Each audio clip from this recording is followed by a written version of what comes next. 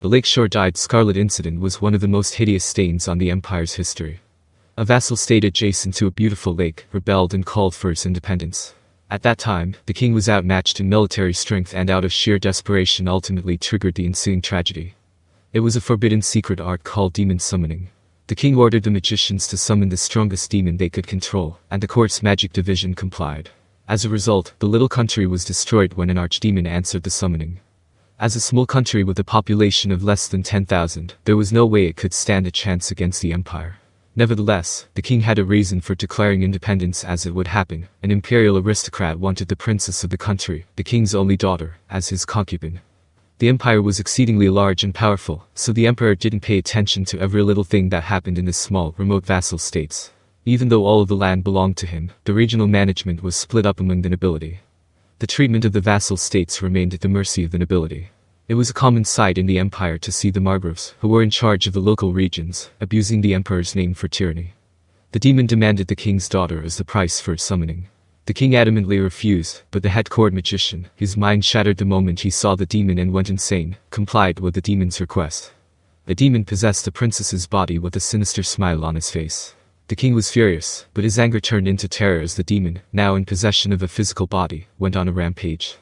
When word of this little country's ruin reached the empire, they decided to subdue the demon. Had they acted any later, the world would have seen the birth of a second Geek Crimson. The beautiful lake turned scarlet, stained with the blood of the small country's inhabitants. This abominable incident was known ever since as the most tragic event to tarnish the history of the empire in the last few centuries. The Lakeshore Dyed Scarlet was resolved by the Armored Corps, which had branches throughout the empire. That was how it was written in the official report. However, reality was often different. The main army was no match for the archdemon. Shinji, who was a medic in the subjugation force, had watched from afar as a battle between a small number of elite soldiers and the archdemon played out, ending with the defeat of said demon. Something about the entire incident was fishy. It was true that the nobles had been tyrants, but Shinji questioned the truth of the matter surrounding the attack the demon had led against the country's citizens. Besides, the empire's initial response was abnormally fast. Information about the incident was transmitted to the mainland of the empire, from which they decided to dispatch a subjugation force. Then the subjugation unit was organized. With this much time, the demon's incarnation would have been completed. However, that didn't happen. Shinji believed that the fact that the empire was able to prevent the demon's incarnation at the very last minute proved that the empire knew about the situation from the very beginning. But he didn't plan on telling anyone else about his conclusion. Witnessing the strength of those who fought the demon for himself, he realized that there were things in this world that you were better off not knowing. It's likely those people were top-ranking Imperial Guardians. Shinji firmly believed that he couldn't beat them no matter how hard he tried. He truly felt that he lived in a different world than them. This was what made him lose interest in ranked battles. Shinji took a deep breath to release his tension as Mark and Sheen called out to him. Finish. Good job. Yeah, the report is over with. Let's take it easy until Master Gadu arrives. Sure. Anyway, Shinji, you're actually a survivor of the Lakeshore Dyed Scarlet. I'm glad that you survived. Well, you know, all I did was play dead at that time and got away with it, but I think it was a fine play on my part, if I say so myself. No, just coming back alive is incredible. Less than 30% returned from that mission, huh? Yeah. I don't want to join anything like that ever again. For one thing, I ended up being completely useless as a medic back there. I mean, everyone who got hit died immediately, so I didn't even have a chance to do anything. That's why my priority was to just get the heck out of there. That's awful. Are archdemons that dangerous? For the demon that I saw, dangerous doesn't even begin to describe it. Actually, I felt like our eyes met, but I think it let me go. And those crimson eyes. I nearly wet myself just thinking about them. Shinji explained, laughing at their surprise. However, if that skeleton is on the same level as the terrible archdemon, then we obviously can't beat it. Are they really at the same level? Judging by their magical amount, at least. They say the longer a demon lives, the stronger it becomes. The one I saw must have been on the older side. If not, then the higher-ups of the empire wouldn't have taken such measures, he was about to add, but stopped himself. Well, Shinji continued. Worrying about that won't solve anything. I heard they're working on a machine which can be used to measure the power of others, but it will probably be meaningless. That night, Albert was unbelievably strong for his magical count. Besides, I want you two to remember the classes we got in school. Your physical strength isn't the only thing that can win you a fight, is it? I understand what you mean. Yeah. That's what I mean. Among the demons, there are some with immeasurable strength. That's all you need to remember. As Shinji recommended, the other two left the matter alone. Changing gears, the trio rushed to the Freedom Association's office before it closed for the night. They wanted to sell the magic crystal and excess equipment to the materials department. Hey, this is a magic crystal from the lower floors, eh? The quality is completely different. Oh, is that another slotted weapon? Were it made of pure magisteel, you'd never find anything like it in another country, you know.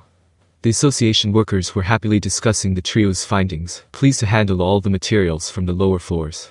You could make more profits if you carefully selected the buyers. However, since the trio's purpose was to infiltrate and investigate the labyrinth, they didn't want to spread their name or make more acquaintances than were really necessary. Besides, the sales they made in the association were superb. Their investigation had hit a dead end, but the profits they made were quite good. They had earned a lot of money within the past few days. Military personnel received an annual salary, the payment being in advance. So if you were promoted, the difference would be paid the following year. Even those who didn't have money would be paid in advance on the day they joined the army. Mark and Sheen had the rank of first lieutenant, while Shinji was a major with a military doctor qualification. They didn't have the authority to command others, but their positions came with certain privileges. In the Empire, otherworlders were given preferential treatment. At the very least, they were treated as second lieutenants, but Shinji was given better treatment than the others. That was why the trio's salary was much higher than ordinary soldiers. The bonus given to a first lieutenant was 36 gold coins. The bonus given to a major was 44 gold coins. 4 gold coins were added to the bonus amount for each rank you climbed. The annual salary of Mark and Sheen totaled to about 50 gold coins, and Shinji's was a little less than 70. Even though soldiers earned more than commoners, it wasn't enough for them to live a luxurious life. They would be rich in the countryside, but the cost of living in the capital was high. However, you would face this world's harsh realities if you left the army to live independently. Being able to live a stable life was attractive in itself. But today, they had learned something. The three of them were debating whether they should quit the army and live together in the Labyrinth City. They earned more than 300 gold coins in their latest sale with the Freedom Association alone. This short-term mission had earned them way more than what all three of them combined could make in a year. On top of that, they could never have hoped to possess their own unique grade equipment unless it was provided by the Empire. All in all, the mission was greatly rewarding. All of them had realized this truth, but hesitated to say it aloud. They walked without saying a word before stopping to eat at one of the high-class restaurants of the capital city Rimuru. They hadn't experienced luxury in a long time. Are you sure this is a good idea? Selling equipment on our own like that? Sheen, who was a little timid, asked nervously. It's totally fine, Shinji assured him, unperturbed. It's not like we sold everything, and we have already set aside some samples. And no matter what, we can bring everything back with us, Mark added. So, if we keep the good quality ones, then there wouldn't be any reason for them to complain. All of the goods looted during a military action belonged to the army, except when soldiers were permitted to plunder. In this case, they couldn't complain if everything were taken away from them. However, Shinji and his crew were tasked with the mission to investigate the dungeon, while posing as adventurers. So, it would only seem natural for them to play the part. You could think of it as a perk of this kind of job. Besides, Yuki wouldn't ask them to hand over any of the looted goods. There was no doubt that the trio could keep everything except what they had to submit as part of their mission. But, you know, if they're going to take away all the money we earned, we'll seriously consider immigrating here, right? Shinji suggested, and they both readily agreed. 1 gold coin equaled 100,000 yen. This held true in the Empire as well. The gold coins made in the Dwarven Kingdom were in circulation far and wide, and even the Empire recognized them as legal tender. Since the coins they had earned were the same, they could still use them back home. I seriously think we should do that. Yeah. I was joking earlier, but if we try our best, we are pretty sure to have a better life here. Shinji was half serious about that, but Mark and Sheen were way more interested than he thought. It was true that the Empire was the hub of cutting-edge technology and fostered a prosperous culture. The capital was especially advanced. The food was tasty, and the living standards were high. As long as they had the money, they could live as happily as they did in their previous world.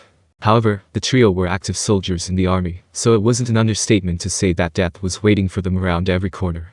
In that respect, the dungeon was a blessing for them. After all, death would never catch them there. They were skeptical at first, but after experiencing it for themselves and getting resurrected, their doubts were instantly erased. If they didn't have to worry about dying, then they could earn as much money as possible and live every day to its fullest.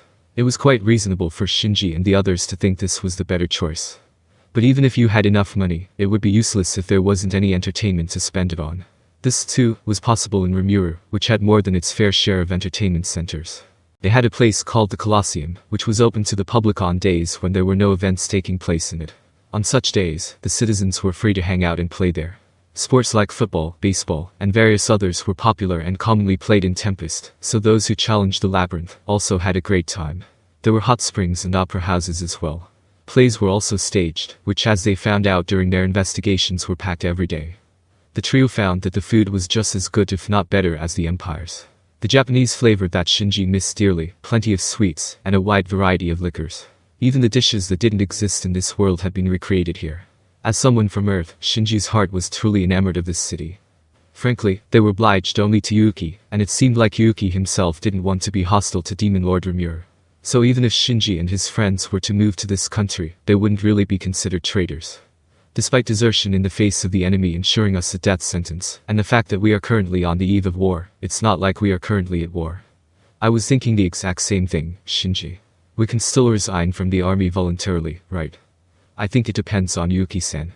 Had war broken out, it would have been desertion, but fortunately, the situation was still peaceful. Depending on how you interpreted things, it wasn't impossible to retire and leave the army. The problem is the war, muttered Mark. This was the exact reason why they couldn't come to any concrete decision. There was no doubt a war was about to start, and this land would be directly subjected to its ravages. If it weren't for that, they would have already chosen to immigrate here. Which side do you think will win? Rather, if we were ordered to attack this city, what would we do?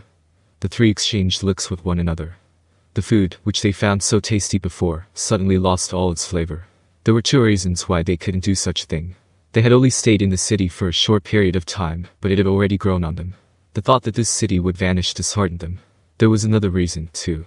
Considering the strength of the boss in that labyrinth, it wasn't hard for them to believe that the powerful people in this country had incredible abilities. Normally, I'd think it's only natural for the Guardians who protect important facilities to be strong, wouldn't it? But is this country's army really weaker than the Guardians of the Empire? That borders on wishful thinking, Shinji reasoned. That's what I think as well. Demon Lord Rimuru himself must be on another level, Mark murmured in agreement. A long time ago, that evil dragon Vildor annihilated an entire city, and that story doesn't seem to be a joke. I think even that White King is capable of the same. Shinji nodded. In all honesty, the monsters in this country would be capable of causing similar calamities. It's just my estimation, but it seems like archdemons are capable of using nuclear magic, and I think that is comparable to the tactical nuclear weapons on Earth. I think so, too. Our common sense dictates that war is about numbers, but fighting that boss using quantity seems futile. I don't think we can win unless we have dozens of warriors who are at our level. They all had worry in their eyes as they glanced at each other once again. It was immediately after this that they received the magic communication from Gator.